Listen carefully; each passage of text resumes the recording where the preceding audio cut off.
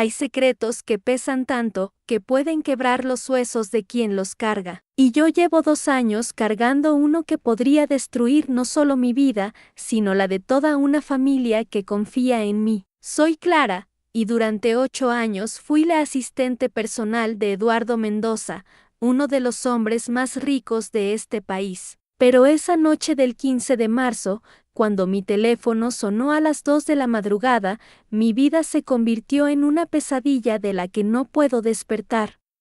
Su voz temblaba del otro lado de la línea. Eduardo, el hombre que jamás perdía la composure, que manejaba millones con la frialdad de una calculadora, lloraba como un niño perdido en la oscuridad. Clara, me dijo, la encontré. Encontré a mi madre. Mi corazón se detuvo. Sabía lo que esas palabras significaban. Durante años había visto cómo esa búsqueda lo consumía por dentro, como cada pista falsa lo destrozaba un poco más. Su madre había desaparecido cuando él tenía apenas 12 años, y desde entonces, cada recurso, cada contacto, cada momento libre lo dedicaba a encontrarla. Pero antes de que me cuentes de dónde nos estás viendo y si ya te suscribiste al canal, necesito que entiendas algo. Lo que escuchaste en esa llamada cambió todo lo que creías saber sobre la justicia, sobre la familia, sobre el precio de la verdad. Estoy en un aeropuerto, me susurró. Vuelo 447 a Medellín. Sale en 1 hora.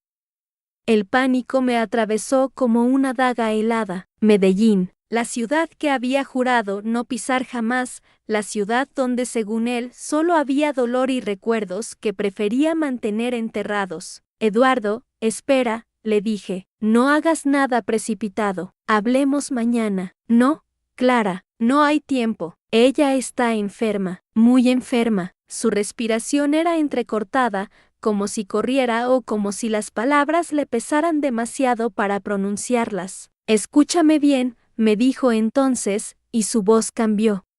Se volvió seria, autoritaria, la voz del hombre que estaba acostumbrado a dar órdenes que nadie cuestionaba. Si algo me pasa, si no regreso, hay un sobre en mi caja fuerte. El código es la fecha de su desaparición. ¿Sabes cuál es? Lo sabía. 18 de abril de 1987. Los números que lo perseguían, los números que susurraba en sueños cuando se quedaba trabajando hasta muy tarde en la oficina y lo encontraba dormido sobre los expedientes. Pero Eduardo, cuida de Elena por mí, cuida de mi esposa. Ella no puede saber nada de esto. ¿Me entiendes? Nada. La línea se cortó. Me quedé ahí, en mi departamento, con el teléfono pegado al oído, escuchando el vacío que había dejado su voz. Afuera llovía, y las gotas contra la ventana sonaban como lágrimas cayendo sobre cristal. No dormí esa noche, ni la siguiente, porque Eduardo Mendoza no regresó del vuelo 447 a Medellín. Al principio pensé que solo necesitaba tiempo. El encuentro con su madre, después de tantos años, debía ser abrumador. Pero pasaron los días, y luego las semanas, y el silencio se volvió ensordecedor. Elena, su esposa, estaba desesperada. Me llamaba a todas horas preguntando si sabía algo, si tenía alguna pista. Sus ojos, antes brillantes y llenos de vida, se volvieron opacos, hundidos en ojeras que parecían grietas en porcelana rota. ¿Dónde está mi esposo? Clara, ¿dónde está Eduardo? Y yo mentía todos los días, a cada hora, con cada respiración. Le decía que no sabía nada, que la última vez que hablé con él estaba bien, que seguramente aparecería pronto. Pero la verdad era como un animal rabioso encerrado en mi pecho, arañando, queriendo salir. La verdad es que 2 semanas después de esa llamada, fui a su oficina privada. Mis manos temblaban mientras marcaba los números en la caja fuerte, 18 de abril de 1987. El clic del mecanismo sonó como una sentencia de muerte. Dentro estaba el sobre que me había mencionado. Mi nombre escrito con su letra perfecta, esa caligrafía que conocía mejor que la mía propia después de tantos años transcribiendo sus pensamientos. Cuando lo abrí, cuando leí las primeras líneas, entendí por qué Eduardo había desaparecido. Entendí por qué su voz temblaba esa noche, y entendí que había secretos tan grandes que pueden tragarse a una persona entera. La carta comenzaba así: Clara, si estás leyendo esto, significa que la verdad sobre mi familia finalmente me alcanzó. Mis ojos corrieron por las líneas que seguían, y con cada palabra sentía como el mundo que conocía se desmoronaba. Eduardo no había ido solo a buscar a su madre, había ido a enfrentar algo mucho más peligroso, algo que había estado huyendo durante décadas. Su madre no había desaparecido, lo había abandonado, pero esa no era la parte más terrible de la historia. La parte más terrible era porque lo había abandonado, y quiénes eran las personas que la habían obligado a elegir entre la vida de su hijo y su propia supervivencia. En la carta, Eduardo explicaba que había contratado a un investigador privado, alguien especializado en casos que la policía no podía o no quería tocar. Lo que descubrieron los cambió todo. Su madre, María Esperanza Mendoza, había sido testigo de algo que no debía haber visto. Algo que involucraba a personas poderosas, personas que aún hoy ocupaban cargos importantes en el gobierno, personas que habían construido sus fortunas sobre huesos y silencio. Para proteger a Eduardo, María había aceptado un trato: desaparecer para siempre a cambio de que dejaran vivir a su hijo. Pero había una condición más, una que Eduardo descubrió solo hasta esa noche de marzo. Si él alguna vez trataba de buscarla, si alguna vez se acercaba a la verdad, el trato se rompería. Y las consecuencias no serían solo para él. Marina, la hermana menor de Eduardo, la hermana de la que nunca me había hablado, había estado viviendo todos estos años con una identidad falsa, escondida en un pueblo pequeño cerca de Medellín. Ella también formaba parte del trato. Ella también era moneda de cambio en este juego macabro. Pero ahora María se estaba muriendo, y había decidido que quería ver a sus hijos una última vez, aunque eso significara romper el silencio que los había mantenido vivos. Eduardo no había ido solo a Medellín a buscar a su madre, había ido a buscar a su hermana, había ido a reunir lo que quedaba de su familia, sabiendo que probablemente sería la última vez que estarían juntos, y sabiendo que había personas dispuestas a matar para que esa reunión nunca sucediera. La carta terminaba con una instrucción que me helaba la sangre cada vez que la recordaba: si no he regresado en un mes, Clara, significa que encontraron la manera de silenciarme para siempre. Cuando eso pase, tendrás que decidir si el precio de mi silencio vale más que la vida de mi esposa. Han pasado 2 años desde esa llamada nocturna. 2 años desde que Eduardo Mendoza desapareció en un 2 años. 730 días desde que Eduardo desapareció, y yo sigo aquí, cargando con su secreto como quien lleva una piedra en el pecho. Cada mañana me despierto esperando que sea solo una pesadilla, que él aparezca por esa puerta con su sonrisa cansada, pidiendo café y disculpas por llegar tarde. Pero la realidad es más cruel que mis sueños. Los primeros meses fueron los peores. La señora Mendoza, su esposa, me preguntaba constantemente si sabía algo, cualquier cosa que pudiera explicar por qué su marido había desaparecido sin dejar rastro. Sus ojos suplicantes me desgarraban cada vez que mentía, cada vez que le decía que no sabía nada. Pero, ¿qué podía hacer? Eduardo había sido muy claro: si algo le pasaba, mi silencio era lo único que mantendría viva a su familia. Al principio, la policía venía seguido. Me interrogaban una y otra vez, como si fuera a cambiar mi versión, como si fuera a traicionar la confianza de un hombre que me había dado trabajo cuando nadie más lo haría. Un detective joven, de esos que creen que pueden resolver cualquier caso con persistencia, se obsesionó conmigo. Me seguía, aparecía en el mercado cuando hacía las compras, se sentaba en la esquina de la casa esperando a que cometiera algún error.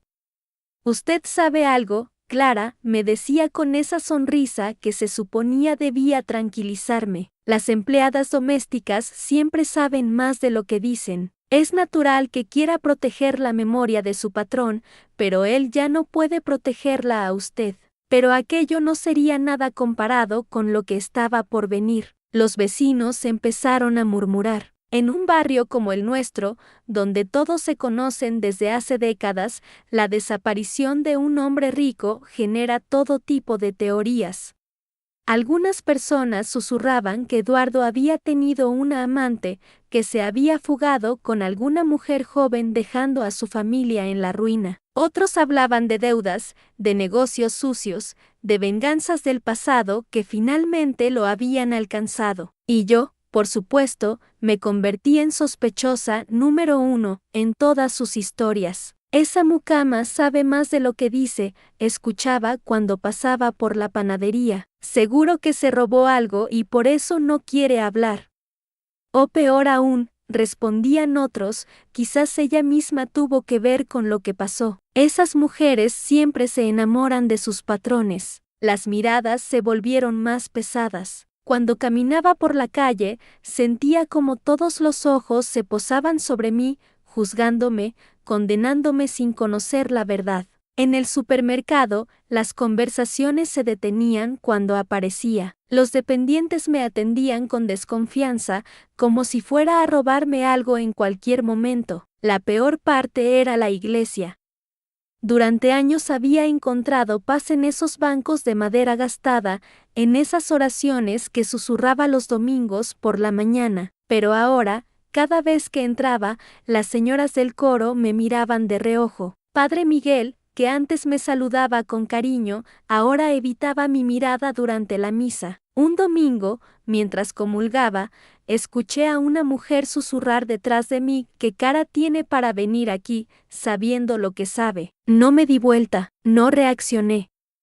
Pero sentí como algo se rompía dentro de mí, como si mi último refugio también me fuera arrebatado. Y fue en ese instante que me di cuenta del error que cambiaría todo. Había estado tan concentrada en proteger el secreto de Eduardo, en mantener a salvo a su familia, que no me había dado cuenta de que yo también era parte del juego, que mi silencio, mi lealtad, mi sacrificio, también tenían un precio.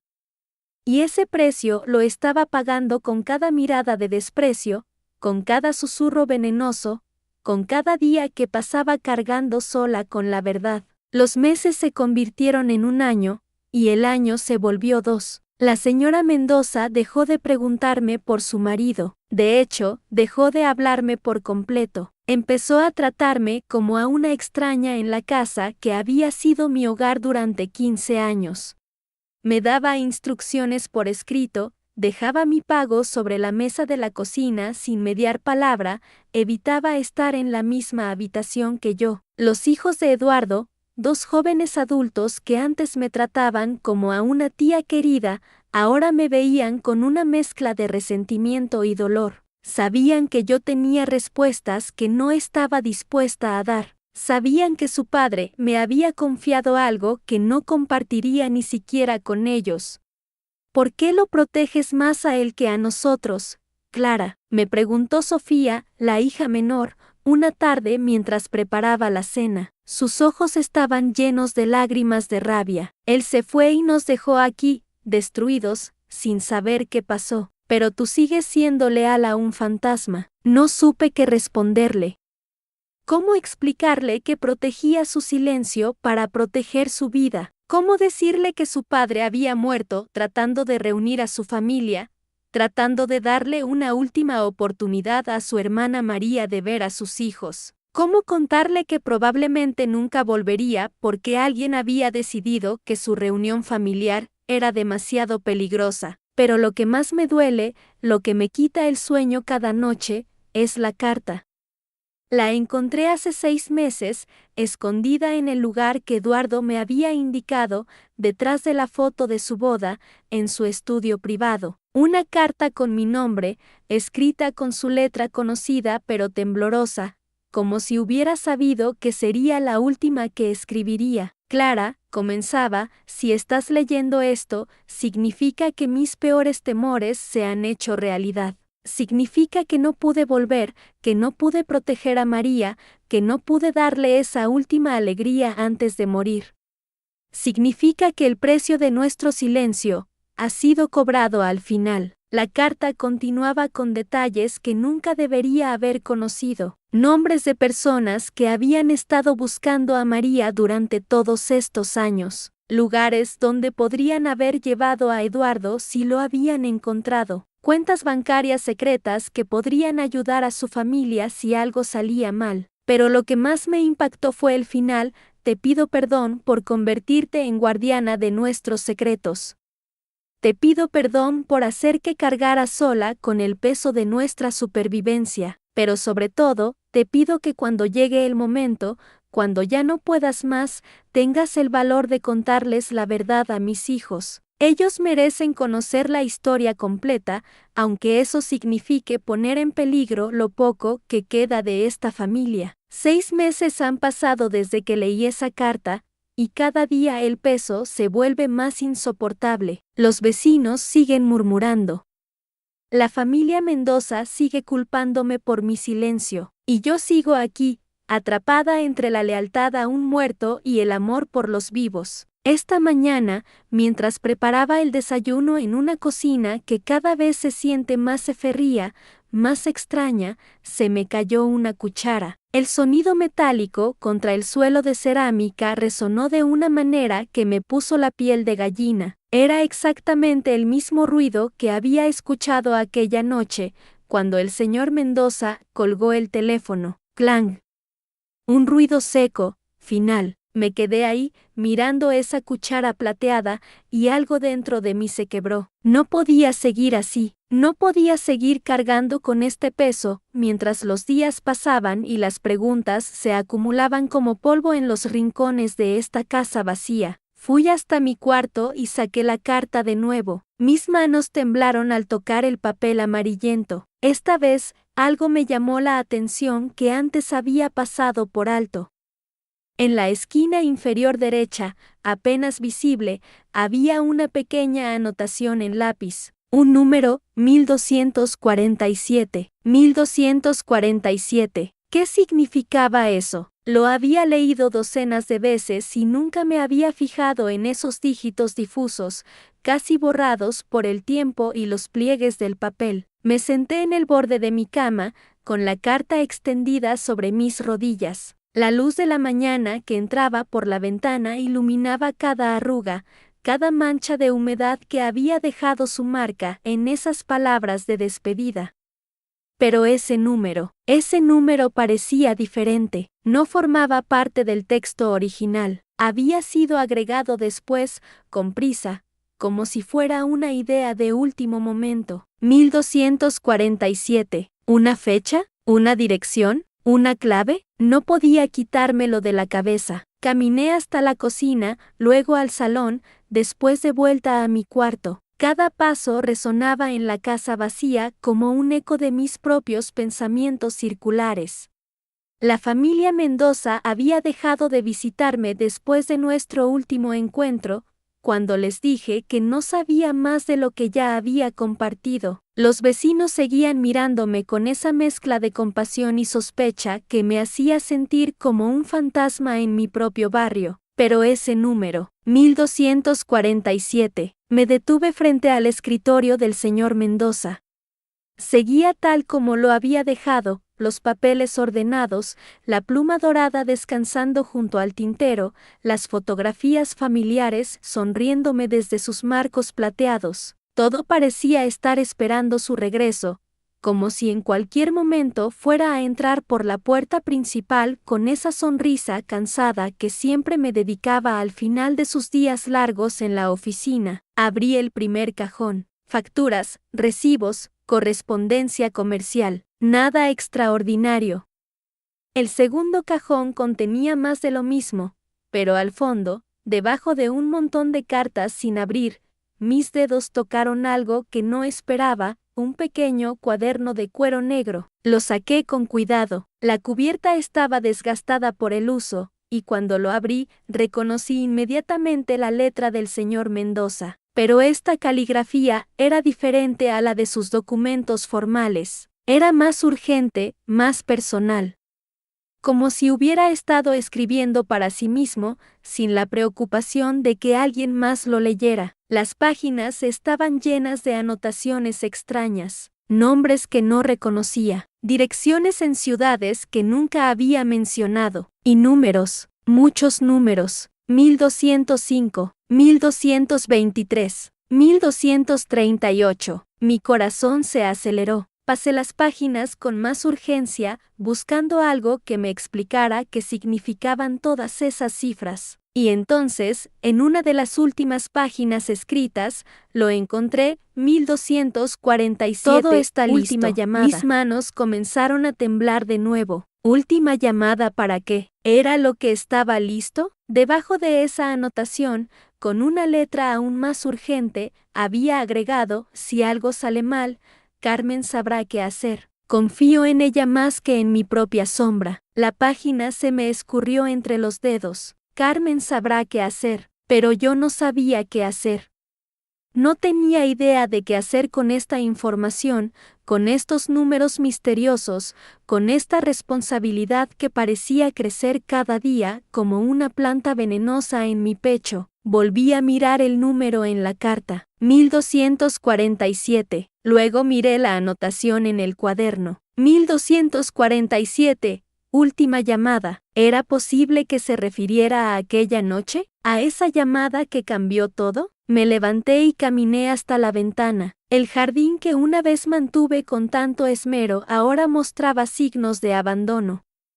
Las rosas que tanto le gustaban a la señora Mendoza se estaban marchitando y las malas hierbas comenzaban a invadir los senderos de piedra. Todo se estaba desmoronando, la casa, el jardín, mi propia cordura. Pero ahora tenía algo concreto. Ya no era solo la carta con sus súplicas y confesiones. Ahora tenía un número, una fecha, una conexión tangible con aquella noche terrible. 1247. Yo aún no sabía qué significaba exactamente aquella combinación de números, pero algo me decía.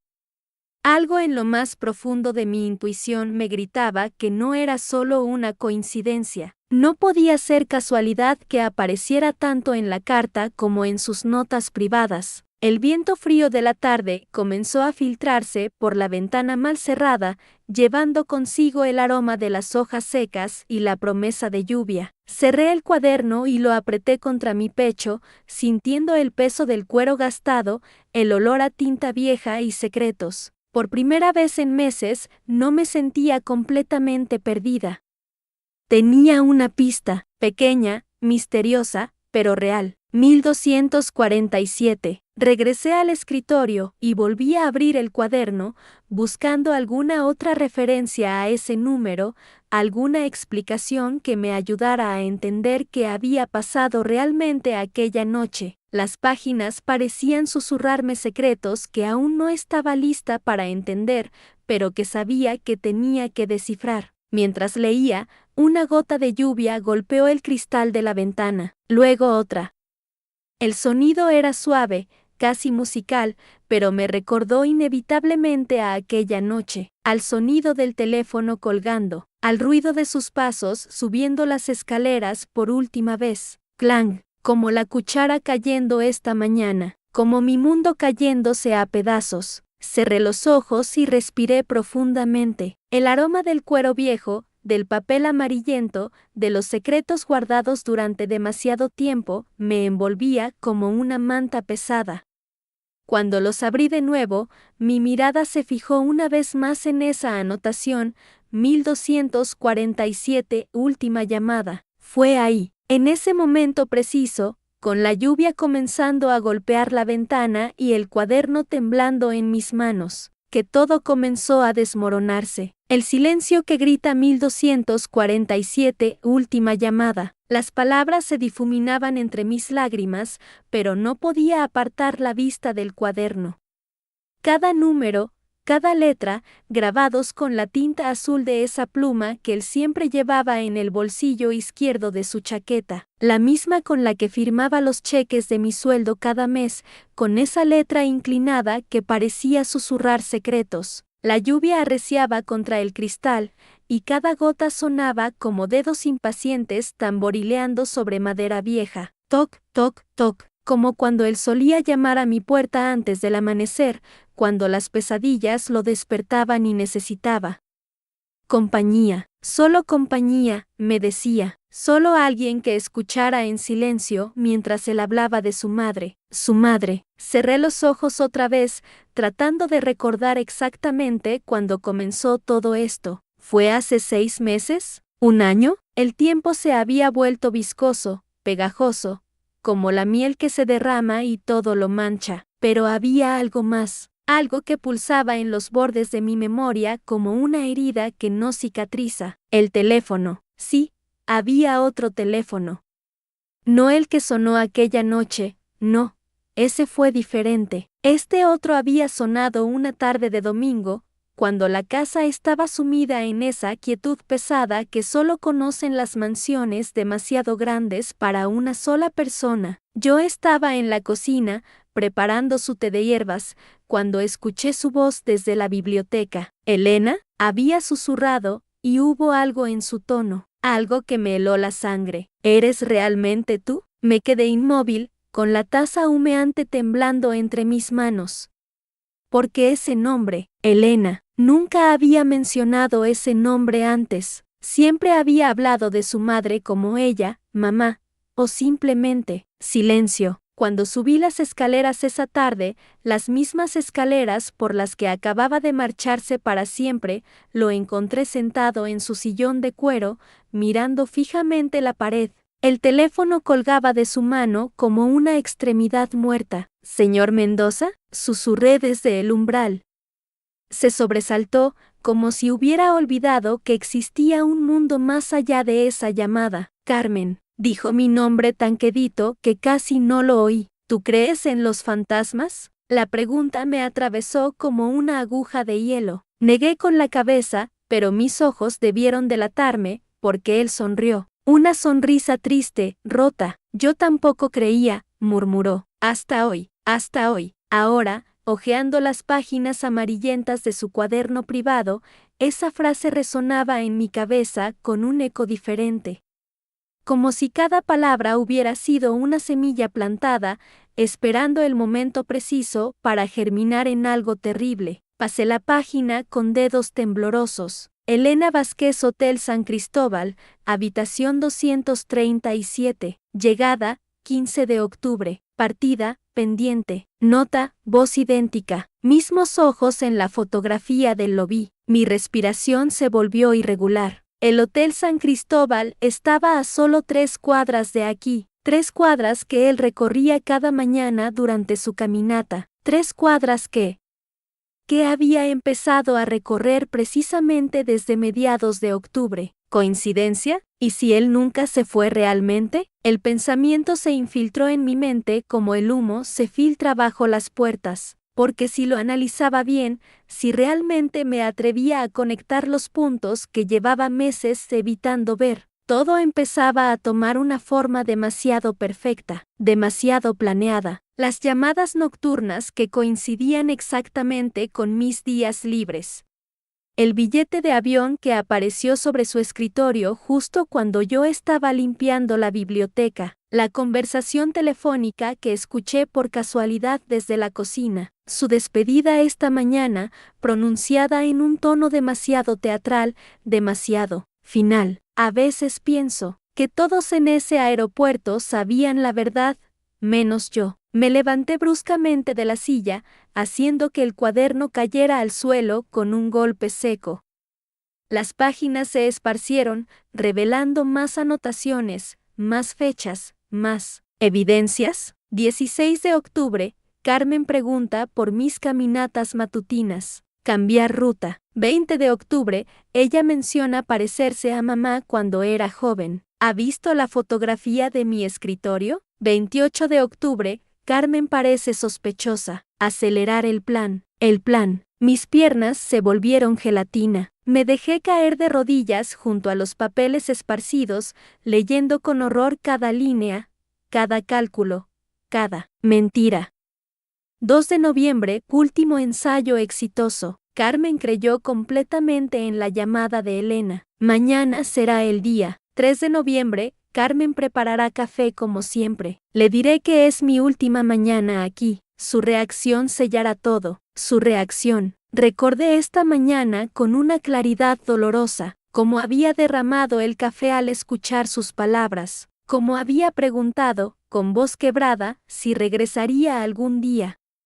Cómo él había sonreído, esa sonrisa que ahora entendía era de triunfo, y había dicho, depende de lo que encuentre, Carmen, depende de si ella realmente me está esperando. Pero no había ninguna ella. El farol de la calle parpadeó, creando sombras danzantes en las paredes de la biblioteca. 1, 2, 3 veces, como un código Morse que no lograba descifrar. O tal vez sí podía descifrarlo, pero no me atrevía. El reloj de la torre marcaba las 12:47 de la madrugada.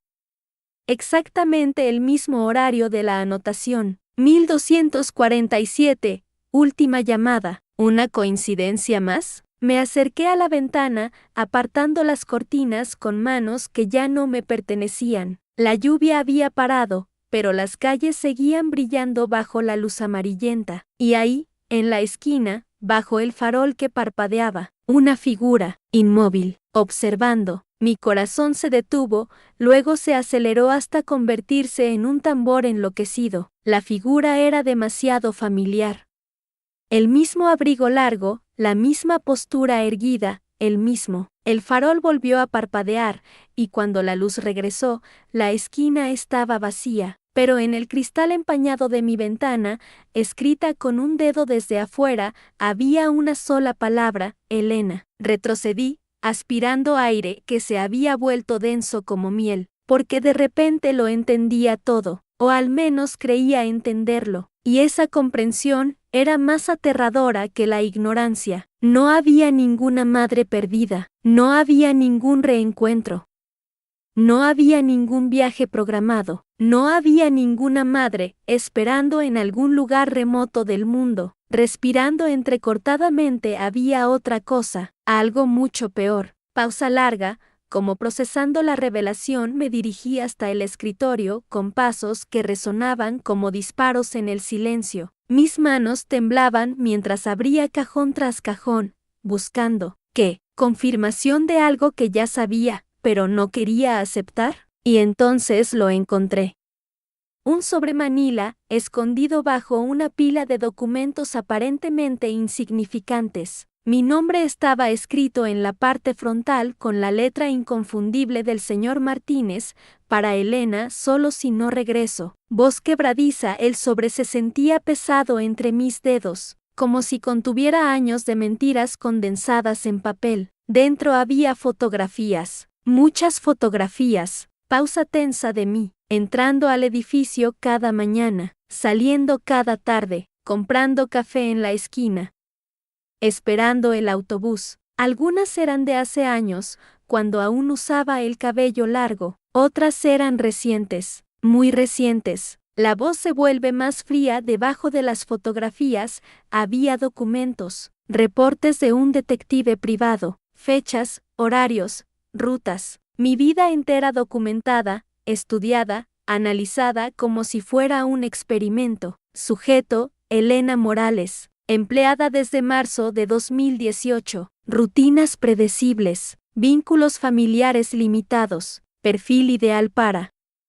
Interrumpe bruscamente. No pude seguir leyendo esa línea, pero había más. Un certificado de defunción, fechado hace 15 años. Carmen Martínez. Madre. Causa de muerte, suicidio. Silencio largo y pesado. Su madre había muerto hace 3 lustros. Yo había trabajado para él durante 5 años, y durante todo ese tiempo había sido cómplice involuntaria de una mentira que ni siquiera conocía. La respiración se acelera, pero ¿por qué? ¿Por qué las fotografías? ¿Por qué la vigilancia constante? El teléfono del escritorio empezó a sonar. 1, 2, 3 veces. Me quedé paralizada, mirando el aparato como si fuera una serpiente venenosa. Al cuarto timbre, contesté. Voz cautelosa, señor Martínez. Silencio del otro lado. Solo una respiración pesada, laboriosa. Sé que estás ahí, Elena. Su voz sonaba diferente, más joven, más peligrosa. ¿Dónde está usted? Risa seca del otro lado, donde siempre he estado, observando, esperando, planeando. No entiendo. Claro que entiendes. Encontraste el sobre, ¿verdad?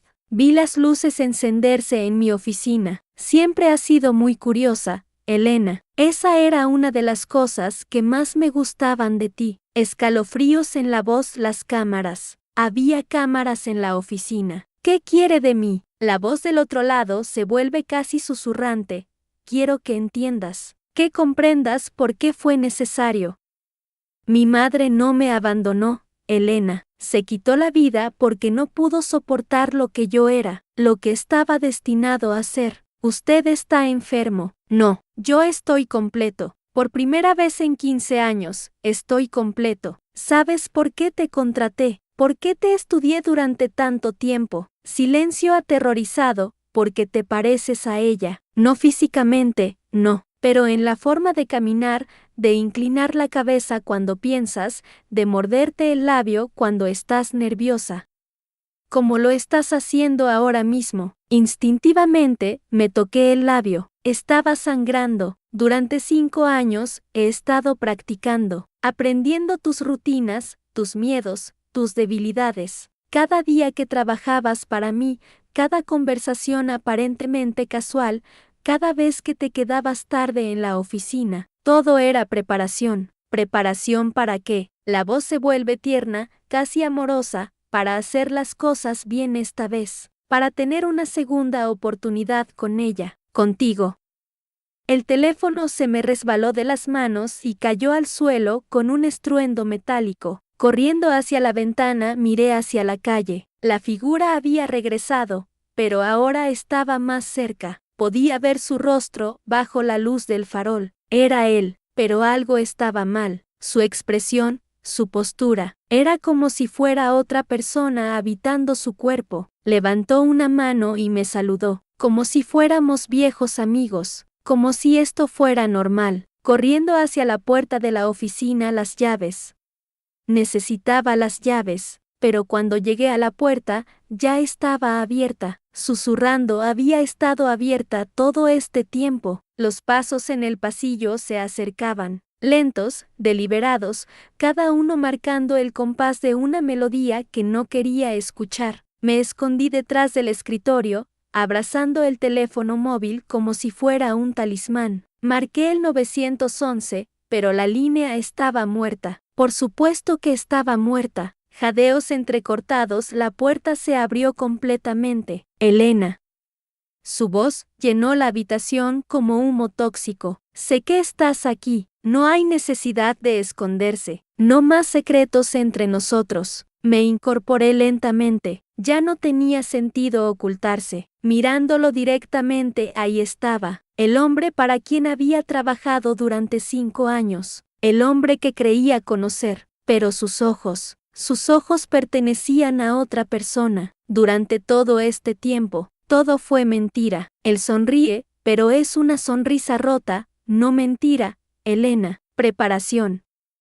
Cada detalle tenía que ser perfecto. La historia de la madre perdida, el viaje, la desaparición. Todo para crear el escenario adecuado. ¿Escenario para qué? Para el reencuentro. Para que finalmente puedas ser quien estás destinada a ser. Retrocediendo, estoy destinada a ser Elena Morales, su empleada. Nada más. No, estás destinada a ser Carmen, mi madre que regresa a mí. El horror se instala en la voz y fue en aquel instante que entendí el verdadero significado del desaparecimiento. Voz temblorosa pero decidida, lo miré a los ojos. Esos ojos que ya no pertenecían al hombre que conocí. Y en ese momento de horror absoluto, algo dentro de mí se quebró para siempre. No soy tu madre, Ricardo. Pausa larga, respiración profunda. Carmen Villanueva murió hace 20 años, en aquel accidente de autobús. Tú lo sabes, yo lo sé, y fingir lo contrario no la traerá de vuelta.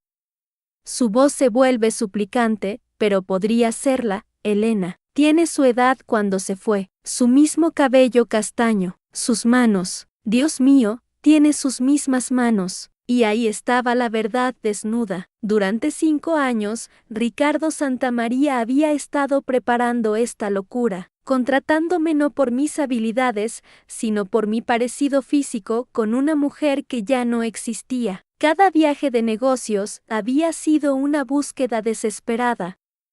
Cada llamada nocturna, un intento de encontrar a su madre en otras mujeres. Con comprensión dolorosa, por eso nunca encontraste a Carmen en esos viajes, porque no la estabas buscando afuera, Ricardo, la estabas creando, aquí, conmigo. Me acerqué lentamente al escritorio donde guardaba todos los documentos de la empresa, los pasajes sin regreso, los hoteles reservados bajo nombres falsos, las fotografías de mujeres que se parecían a su madre perdida, voz firme y entonces tomé la decisión que cambiaría todo. Abrí el cajón y saqué el sobremanila que contenía la verdad que él tanto temía, los documentos que había encontrado meses atrás, el certificado de defunción original de Carmen Villanueva, los reportes policiales del accidente, las fotografías del lugar donde realmente murió. ¿Qué es eso? Con serenidad creciente,